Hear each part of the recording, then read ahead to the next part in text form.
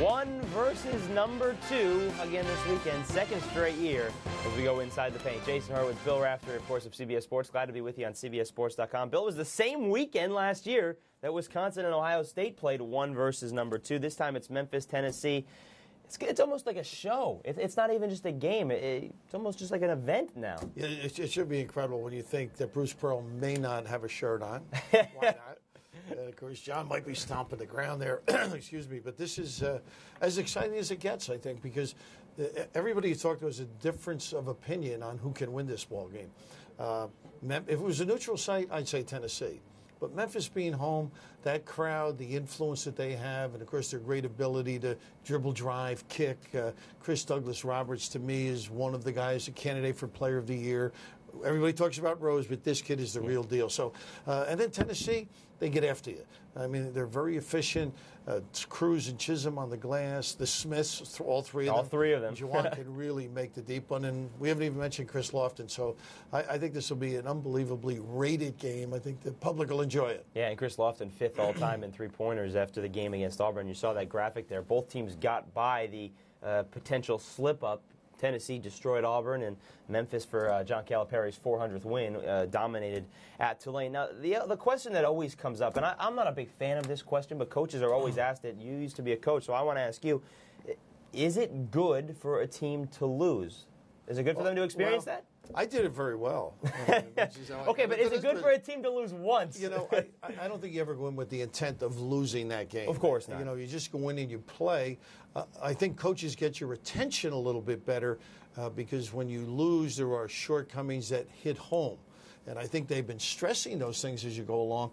But a little slippage does take place. But yes, maybe, but I would think you just want to run it as far as you can go and hope that you can teach from a positive vein. Well, and as far as you can go also means the Final Four, the national championship. At this point, you got about 7 teams fighting for number 1 seeds. Obviously, Memphis and Tennessee are in there. But let's take a look at the other 5 that are possible number 1 seeds. North Carolina, Kansas, Duke, who lost at Miami on Wednesday. UCLA, of course, out west. And, you know, Texas, Bill, is the interesting one to me because they won at UCLA. They've beaten Kansas, and they beat Tennessee on a neutral floor. But it seems like they're the one of those 7 teams that is getting the least consideration. You know, I think maybe some of the losses where they are strategically in the polls, you forget about this team, but they've got great guards. I mean, Augustine is phenomenal.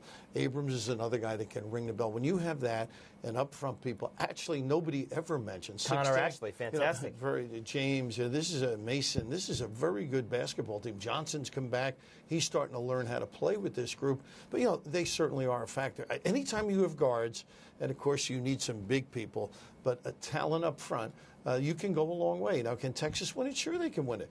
But there are so many obstacles, people above them and people behind them, that you forget about. In that group, obviously, you just mentioned you want a big guy and you want great guard play. Of that group, is UCLA the best combination of that? I think it's a good call. I also think Kansas, you know, from the beginning of the year, you talk about them because they've got great perimeter play. They've got 4 guys out there that can do some damage. They have point, you know, Collins can come in and do a nice job. They're understand Robinson, Chambers. I mean, this is, and Rush is a swing guy that can be an outside guy.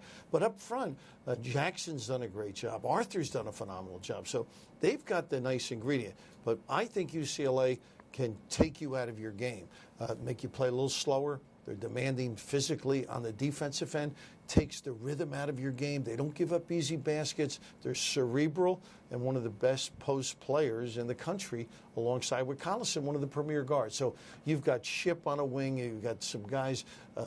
Richard is back. Right? Back. I mean, he was hurt. This is a kid that's a great ingredient because he can step out, and yet he's physical as well. And a boy up front is another add-on. So you're talking 8 or 9 guys already. You're starting to get guys back, so they're starting to get healthy and a very deep team as well. And don't forget that UCLA has been they've been the roadblock for Kansas to the Final Four the last couple of years. Folks, that's not all for In the Paint. Check out In the Paint Part 2 here with Bill Raftery. We're going to talk about not Calvin Sampson. We're going to talk about Indiana as a team. Everything's been focused on Calvin Sampson. We're going to talk about how this affects the team and where they go from here because they have great talent and a great potential. We're going to see where they go from there. We'll talk about that and UConn all on Part 2. For Bill Raftery, I'm Jason Horowitz. Take care.